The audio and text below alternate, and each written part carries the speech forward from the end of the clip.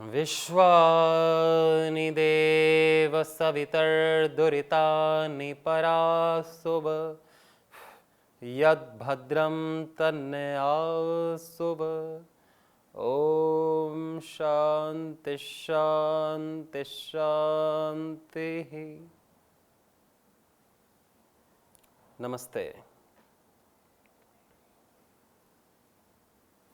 भगवान की कृपा से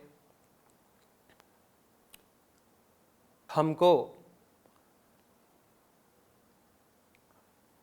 शास्त्र की शरण में जाने का अवसर मिलता है या शास्त्रीय लोगों की शरण में जाने का, सज्जन साधु संतों की शरण में जाने का अवसर मिलता है। गुरुदेव से मिलन होता है, उनका दर्शन होता है, उनका सानिध्य मिलता है, या ऐसे लोगों का सानिध्य मिलता है जिनका जीवन भगवान के लिए, राष्ट्र भक्ति के लिए, जगत की सेवा के लिए जो निष्काम भाव से लगे हुए हैं। वो सारी चीजें हमें प्यारी लगती हैं, अच्छी लगती हैं। ये सब भगवान की कृपा से ही है, क्योंकि भगवान देखता है हमारे कर्मों को कि इसने कैसे कर्म किए हैं, इसकी कैसी भावनाएं हैं, और उन्हीं हमारे भावना युक्त कर्मों को देख करके, हमारे शुद्ध स्वभाव को देख करके भगवान दया करता है, कृपा करता है, और हमको दर्शन होता है अच्छे लोगों का, अच्छी पुस्तकों का, अच्छे वातावरण का और शक्ति सामर्थ्य का जागरण होता है। और फिर भगवान हमें निमित्त बनाता है ज्ञान के प्रचार प्रसार में, भक्ति के प्रचार प्रसार में। भगवान उसी व्यक्ति को दैवीय गुणों के प्रचार हेतु निमित्त बनाता है जिसे वह काबिल मानता है।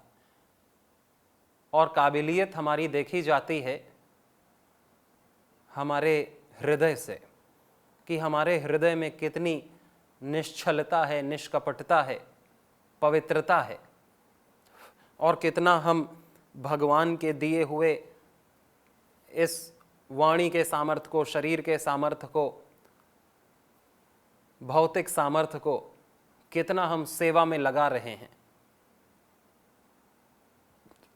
कितना हम संसार, इस समाज को सुंदर व्यवस्थित करने के लिए हम अपना योगदान दे रहे हैं। उसी पर भगवान की कृपा होती है। और वो व्यक्ति जिसके मन में छल, कपट, राग, द्वेष, ईर्ष्या, घृणा और केवल अपने सुख के लिए जीना, या केवल अपने इच्छाओं, मनोकामनाओं को पूरा करना, अपने वासनाओं को पूरा करना ही है, जो केवल अपने संसाधनों को अपने लिए इस्तेमाल करना चाहता है, किसी से बांटना नहीं चाहता, जो और चाहता है कि दूसरों के संसाधन भी मेरे पास आ जाएं किसी न किसी तरीके से, वह व्यक्ति निमित्त बनता है चोरी का, असुरत्व का, आसुरीय कार्यक्रमों का। वह व्यक्ति निमित्त बनता है संसार में अंधकार को फैलाने का, क्योंकि इस संसार में तमस भी है और हर कार्य के लिए कार्यकर्ता चाहिए, हर कार्य के लिए कार्यकर्ता चाहिए। तो इस संसार में चोरी भी होगी, हिंसा भी होगी, दुराचार भी होगा, व्यभिचार भी होगा। कब तक होगा? जब तक ऐसे मनुष्य हैं जो करने के लिए तैयार हैं, जब तक ऐसे जीव हैं, इंसान, मानव, मनुष्य हैं। बाकी पशु और पेड़ पौधे तो चोरी करते नहीं। जब तक ऐसे मनुष्य हैं जिनके मन में दुर्विचार, दुर्भावना होती है, तो वो निमित्त बनाए जाते हैं बुरे कामों के लिए, और फिर वो बुरे कामों को करते हैं क्योंकि उनका मन कर रहा है। तो जिसका जो मन करेगा उसको वो जॉब सौंप दी जाती है इस प्रकृति के द्वारा। अब जैसे कि मैं अपने पिता से बहुत प्रेम करता हूं, तो उनको मारने के लिए मुझे तो निमित्त नहीं बनाया जाएगा। या मैं अपने मित्र से बहुत प्रेम करता हूं, या कोई मुझसे बहुत प्रेम करता है, तो मुझे मारने के लिए उसे निमित्त नहीं बनाया जाएगा। किसे निमित्त बनाया जाएगा किसी को मारने के लिए? आतंकवादी हैं, या कई बार ऐसे बहुत सारे पेशे हैं जिनको कैसे भी धन चाहिए, कैसे भी अपने बिजनेस का या अपने संसाधनों का विस्तार चाहिए, वो व्यक्ति निमित्त बनते हैं बहुत सारी हत्याओं के, अशांति के। तो जब तक ऐसे व्यक्ति होंगे तब तक बुरे काम होंगे, और बुरे कामों के लिए उनका फिर नियोजन प्रकृति करती है। तो हम कभी भी उस काम में नियोजित न किए जाएं, वो हमारे हाथ में है। हमारी प्रकृति, हमारा आचरण, हमारी वाणी, व्यवहार, हमारा स्वभाव हमारे हाथ में है। हमारी कामनाएं हमारे हाथ में है कि हम अपने कामनाओं को इतना पवित्र, इतना शुद्ध और इतना सेवा भावी बनाएं कि इस जगत की सेवा के लिए हमें निमित्त बनाया जाए। इस जगत की बड़ी से बड़ी सेवा कार्य के लिए हमें निमित्त बनाया जाए। जैसे परम पूज्य स्वामी जी महाराज को इस जगत में योग, आयुर्वेद, वैदिक शिक्षा, स्वदेशी गौ सेवा, स्वदेशी खेती आदि बड़े बड़े कार्यों का निमित्त बनाया गया। श्रद्धेय आचार्य जी को निमित्त बनाया गया। ऐसे ही हमारे कितने संतों को ज्ञान का प्रकाश करने का निमित्त बनाया गया। कितने क्रांतिकारियों को, इस देश को गुलामी से मुक्त करने का निमित्त बनाया गया, और उनका जीवन सफल हुआ उसमें, उनका जन्म लेना सफल हुआ उसमें। और साधारणतः हम किस कार्य के निमित्त बनाए जाते हैं? कोई दिन भर सोने के लिए पैदा हुआ है, कोई भोगों को भोगने के लिए ही पैदा हुआ है, कोई बस बैठे बैठे सपने देखने के लिए ही पैदा हुआ है, कोई इधर उधर घूमने घामने के लिए पैदा हुआ है, कोई केवल मोबाइल चलाने के लिए, टीवी देखने के लिए, गप्पे करने के लिए, चैटिंग करने के लिए, लाइक शेयर इधर उधर की पोस्टों को करने के लिए पैदा हुआ है। यानी वो अपने इस दिव्य जीवन का हम क्या प्रयोग कर रहे हैं, हम किस चीज के निमित्त बन रहे हैं, और कोई व्यक्ति किस चीज का निमित्त बन रहा है और हम किस चीज के निमित्त बन रहे हैं। बहुत ही घातक तरीके से हम अपने जीवन को खत्म कर रहे हैं। तो इसके लिए कई बार कुछ संत तो कहते हैं कि कुछ ना करने वाले से वही आदमी ठीक है जो बहुत गलत काम कर रहा है। हालांकि ऐसे हमें लिटरल एकदम ऐसे ही अर्थ में नहीं लेना चाहिए, अदरवाइज नहीं लेना चाहिए कि जो गलत काम कर रहे हैं वो बहुत अच्छा है और हम जो कुछ नहीं कर रहे वो खराब। तो संत, कई बार महापुरुष ऐसा भी कहते हैं हमें जागृत करने के लिए कि तुमसे अच्छे तो वो लोग हैं जो घनघोर गलत काम में लगे हुए हैं, आतंक फैलाने में, क्रूरता फैलाने में। उन व्यक्तियों से जो कुछ नहीं कर रहे, पड़े पड़े खा रहे हैं, सो रहे हैं और केवल टीवी और अखबार और मोबाइल में लगे हुए हैं, क्योंकि उनका जीवन सदा वैसा ही रहेगा। लेकिन जो जितना भयंकर पापी होगा, वो पाप से कभी ना कभी जब उसका घड़ा भरेगा और तब फिर उसकी अंतःकरण में तो सबके शुद्ध आत्मा है ही, और तब उसे बोध होगा कि ये मैंने कितना गलत किया।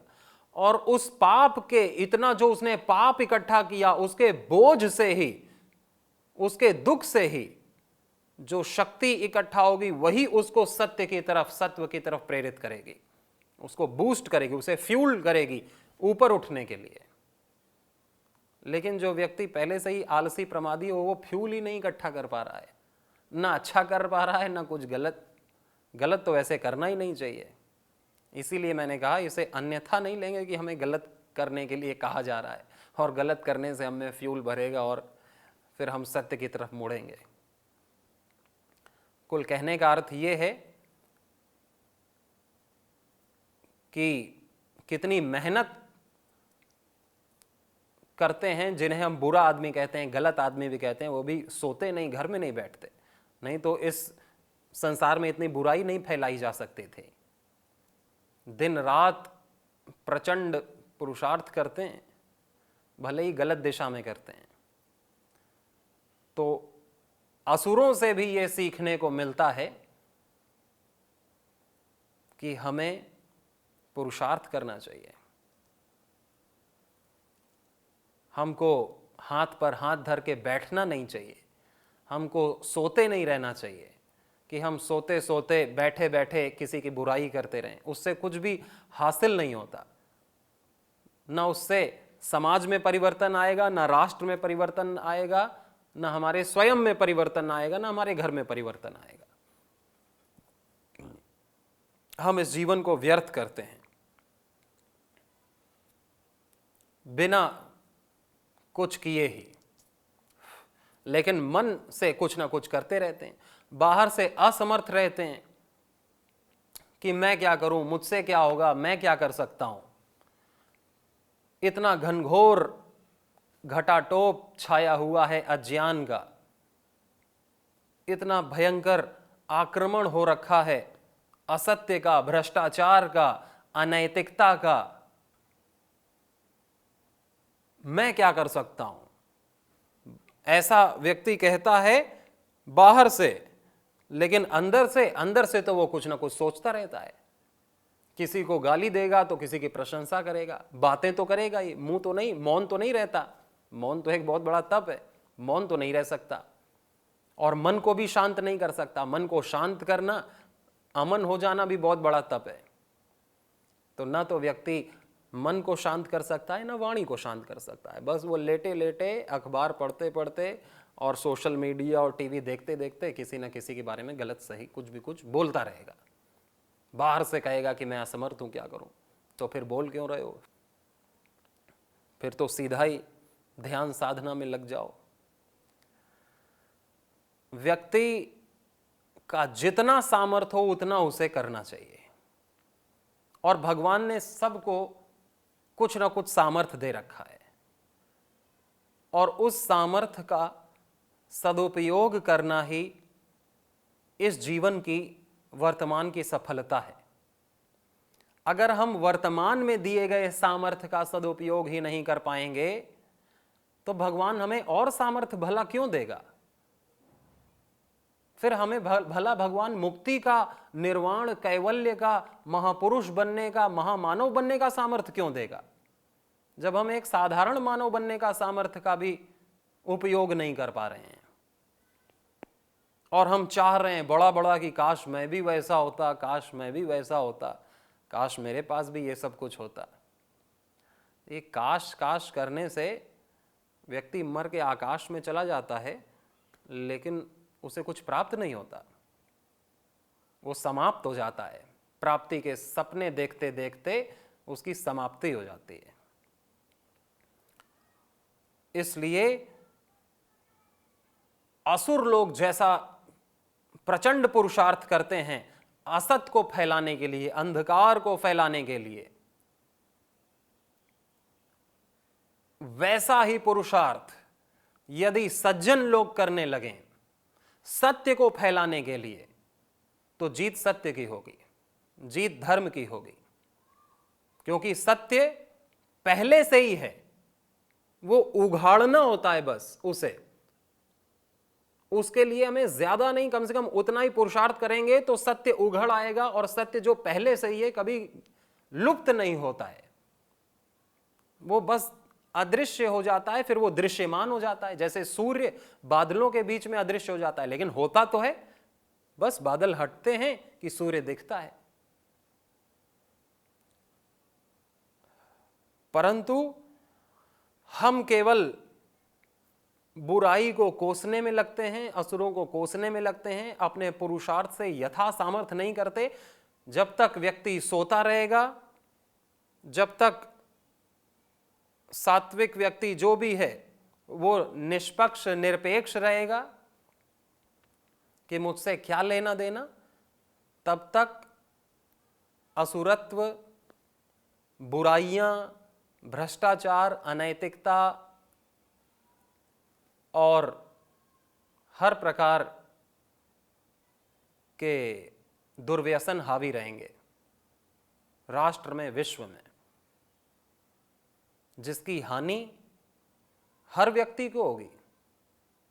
हानि उस व्यक्ति को भी होगी जो घर में रजाई में सो रहा है, क्योंकि जीवन तो वो भी जी रहा है, भोजन तो वो भी कर रहा है, अन्न वो भी खा रहा है बाजार से खरीद करके,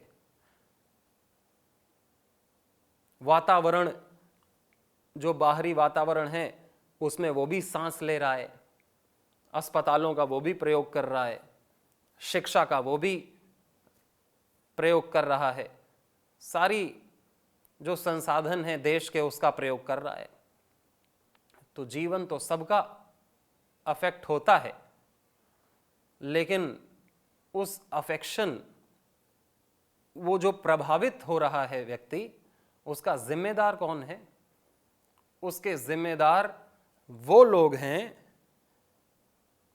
जो कभी भी उसके प्रति सजग जागरूक नहीं होते, न किसी को सजग जागरूक करते हैं, सोते रहते हैं, आवाज़ नहीं बुलंद करते, या जिन व्यक्तियों ने आवाज़ बुलंद कर रखी है उनका साथ नहीं देते तन मन धन से यथा सामर्थ्य, और अपने जीवन की ऐसे रक्षा करते रहते हैं कि मैं क्यों फंसूं, मेरे को अपने जीवन की रक्षा करनी है। जैसे कि वो अपने जीवन की रक्षा कर लेंगे और कभी नहीं मरेंगे, वो अमर रहेंगे। व्यक्ति कभी अमर नहीं हो सकता। व्यक्ति अपनी रक्षा बिना ज्ञान के कभी नहीं कर सकता। व्यक्ति अपनी रक्षा, इस शरीर की रक्षा कभी नहीं कर सकता। व्यक्ति कर सकता है अपने आत्मा की रक्षा, और अपने आत्मा की रक्षा वही कर पाता है जो निडर होता है, जो भोग वासनाओं से अनासक्त रहता है, जो हर प्रकार की सिद्धि और असिद्धि में, मान अपमान में, हानि लाभ में, जय पराजय, सुख दुख में सम रहता है, जो किसी भी कुर्बानी को देने के लिए तैयार रहता है, चाहे वो जीवन की ही क्यों ना हो। वह व्यक्ति अपने आत्मा की रक्षा कर पाता है, और वही व्यक्ति अपने राष्ट्र की रक्षा कर पाता है। डरने से आदमी की मृत्यु होती है। कहते हैं ना, जो डर गया सो मर गया। डरा हुआ आदमी मरे हुए आदमी के ही समान है। इसलिए वेद भगवान कहते हैं, बलम उपास्व, बल की उपासना करो, डरो मत। न बिभे, न मरिष्यति न मरिष्यति मां बिभे। कभी तो मरोगे नहीं, डरो मत। चलते रहो चलते रहो, चरे वेती चरई वही चरण वही मधु विंदती। हमेशा सतपथ पर, कल्याण के पथ के तुम पथिक बनो। तुम मजबूत होकर के अपने राष्ट्र में जो सोए हुए हैं उन्हें जगाने का काम करो। क्योंकि यही वर्तमान की मांग है, यही वर्तमान में भगवान का उपदेश है, आदेश है, संदेश है कि हम स्वयं जागें और जो सोए हुए हैं उनको झकझोड़ें और जगाएं। और यही काम संत करता है, व्यक्तियों को जगाता है, सतपथ पर चलने के प्रति, राष्ट्रभक्ति के प्रति प्रेरित करता है, उन्हें जागृत करता है, उनमें जान फूंकता है, मरे हुए से उनको झकझोड़ करके उठाता है, पूरे समाज को, पूरे राष्ट्र को जागृत करता है, जैसे जगत गुरु शंकराचार्य जी ने किया, जैसे राष्ट्र संत टुकड़ो जी ने किया,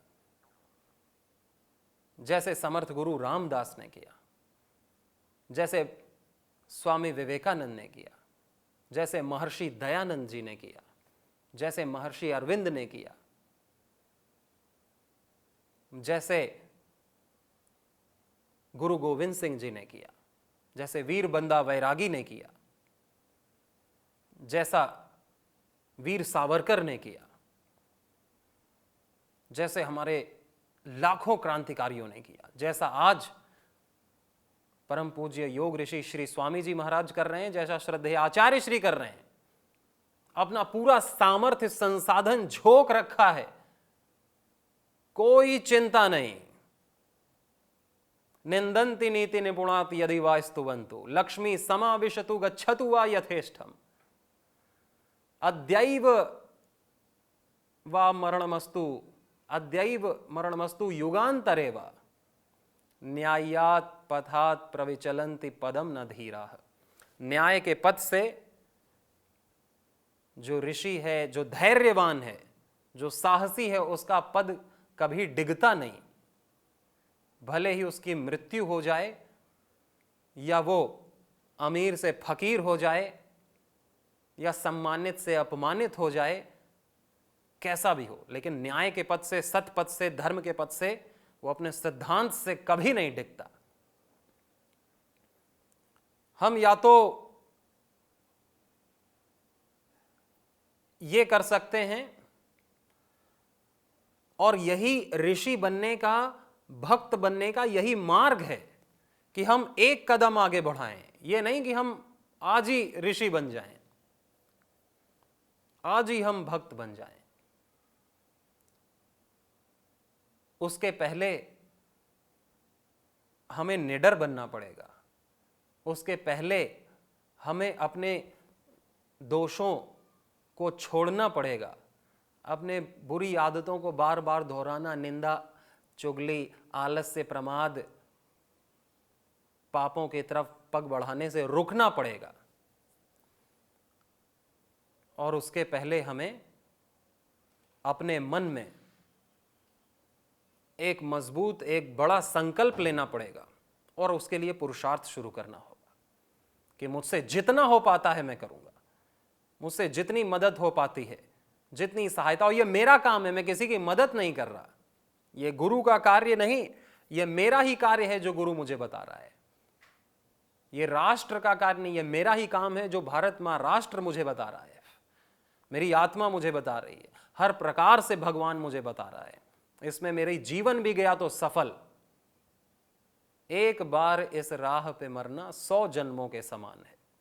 बहुत प्रकार से भारतीय संस्कृति पर जो आघात हो रहे हैं, विदेशी धारणाओं के, मान्यताओं के, तथाकथित धर्मों के, रिलीजन, मजहब के, उन्माद के, उन सब से अपने शास्त्र की, अपने राष्ट्र की, अपने गौरव की रक्षा करना, ये हम सब का परम कर्तव्य है। और अपने संस्कृति ने जो हमें इतनी अमूल्य धरोहर दे रखी है, योग की, यज्ञ की, आयुर्वेद की,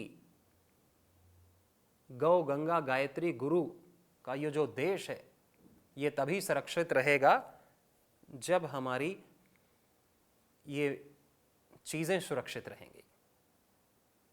तो इसकी रक्षा हमें करनी है, अपने जीवन में स्थान दे करके, अपने जीवन में, अपने आचरण में उतार करके और एक एक व्यक्ति को इससे जोड़ करके। तभी यह राष्ट्र वैसा ही ऋषियों का राष्ट्र, ज्ञानियों का राष्ट्र बनेगा और ये सारे विश्व का प्रतिनिधित्व तभी कर पाएगा। प्रतिनिधित्व ज्ञानी व्यक्ति करता है, मूर्ख और बुद्धू तो गुलामी बनता है, आलसी व्यक्ति गुलामी बनता है और अपनी सातों पुश्तों की, अनंत पुश्तों की हानि तय कर लेता है। तो हम तो वीरों की संतानें हैं, हम ऋषियों की संतानें हैं। इस बात को हमें याद रखना है कि अहम इंद्रो न पराजिज्ञे कृतम में दक्षिणे हस्ते जयो में सव्याहितः। यही वेद का उद्घोष है हम सब के लिए। सभी को बहुत सारी शुभकामनाएं। नमस्ते।